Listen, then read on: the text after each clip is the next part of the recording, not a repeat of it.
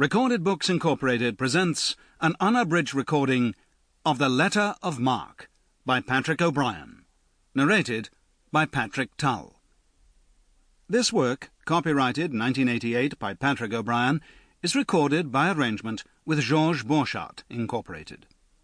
This recording is copyrighted 1994 by Recorded Books Incorporated.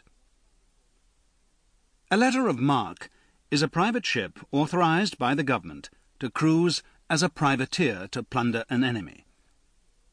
The Surprise, sold by the Royal Navy and purchased by Stephen Maturin, with the disgraced Jack Aubrey in command and carrying official permission to engage in piracy, is about to sail. And now, the Letter of Marque. Chapter 1.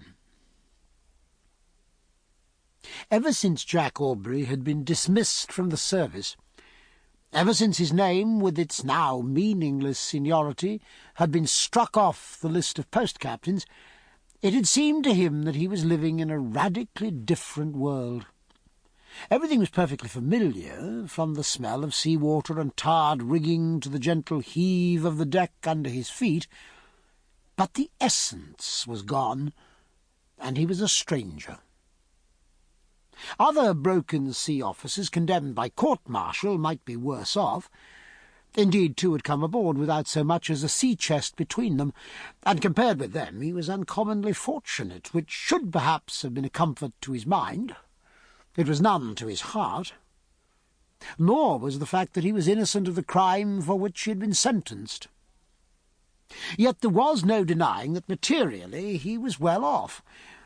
His old but beautiful frigate, the Surprise, had been sold out of the service, and Stephen Maturin had bought her as a private ship of war, a letter of marque, to cruise upon the enemy, and Jack Aubrey was in command. She was now lying at single anchor in Shelmerston, an out-of-the-way port with an awkward bar and a dangerous tide race, avoided by the Navy and by merchantmen, but much frequented by smugglers and privateers, many of whose fast, rakish, predatory vessels could be seen along the quay. Turning in his mechanical walk on the starboard side of the quarter-deck, Jack glanced at the village, and once again he tried to make out what it was that made Shelmerston so like the remaining pirate and buccaneer settlements he'd seen long ago in the remoter West Indies and Madagascar, when he was a youngster in this same Surprise. Shelmerston had no waving cocoanut palms, no brilliant coral strand, and yet there was this likeness.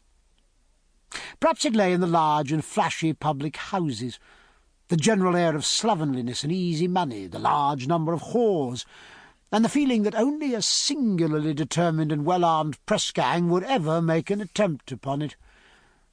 He also noticed that two boats had put off for the Surprise, and that each was stretching out to reach her first.